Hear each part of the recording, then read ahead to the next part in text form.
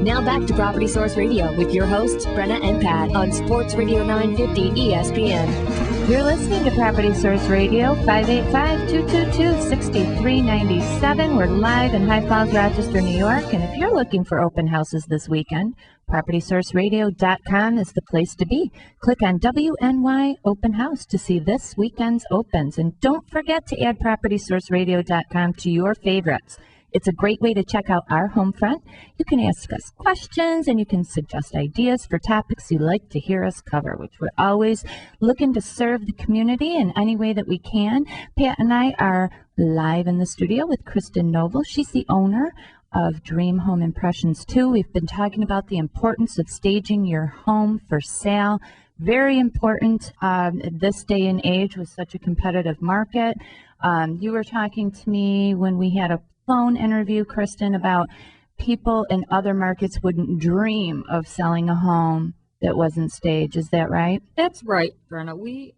Staging is just starting to catch on in different locations in the country. California, Florida, these places that also you were saying earlier when you two were talking about the number of homes that were going into foreclosures and that any of those areas, it's unheard of not to stage your house. If you go online and look at these houses, that's happening. I know recently, it was interesting. Somebody from the West Coast came and gave a seminar for realtors that another good friend of mine, Cindy Ingraham, who's a realtor, went to, and she came back and said, "You're going to love this." First thing that person said is, "You should stage every single house you list." Wow, so we're a little behind in the Rochester market. We are behind, and again, when you have those television shows that everybody's talking about and everybody's watching, because I hear it all the time. Oh, it's all California. Majority. It is California, but the thing is, guess what? People look into those rooms. You don't see a cluttered purple room, and don't think for a second when people go into a place I've heard sellers in the past say, well, they can do what they want to it. People can't see past it. I actually had a client that I absolutely adore. I was on vacation, and boy, did they take on a project in their house. The Pecoras are their name.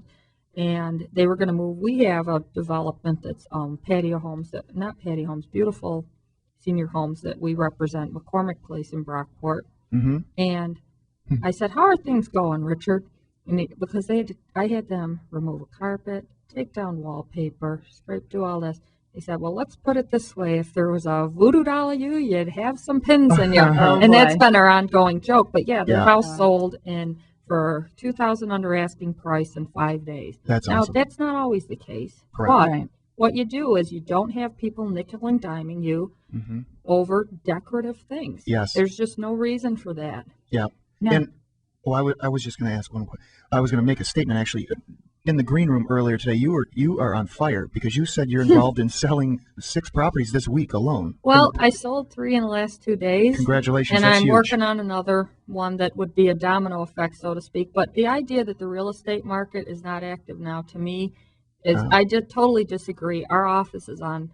You say on fire, and I'm not just saying that. It's like if you go out and work, and again, why do you think these houses are selling like that? And if you do open houses like I do, and you pick up clients, even if it's not that house, that's how you do it. I mean, I wanted to bring that up because a lot of people say, "Oh, it's January and nobody's buying anything." That's crazy. And this morning, Kristen's going, "I sold 6 houses this week. I don't know what day I talked to you," and I thought that was awesome. That's just a rush. So congratulations. Yeah, it's a rush, and I like your coffee very much. It's been helpful today. That helps a lot too, doesn't it? Drinking the dark horse. Drinking the dark horse. I'd like her to take her real estate hat off for just a second. Okay. And put on your home staging hat, because I know as a realtor, you have to be PC in anything that you say.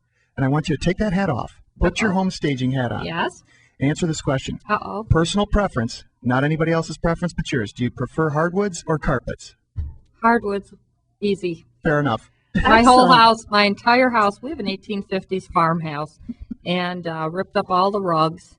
Yes, Buck, you took every single nail off before they refinished. Thank you, but that's what we did. And the thing about that, there's a lot of reasons I like it. They do have a lot more products now, so you're talking about green products and that. There's always a misconception that the odor that's going to happen refinishing hardwoods. You've got no allergies. You're talking about, look at all the carpets environmentally.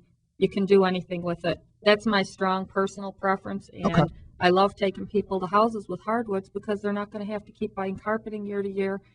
And I have it in my kitchen. I think it's trendy nowadays. A lot of women like the hardwoods. Well, Trendy women and their hardwoods. Okay, got it.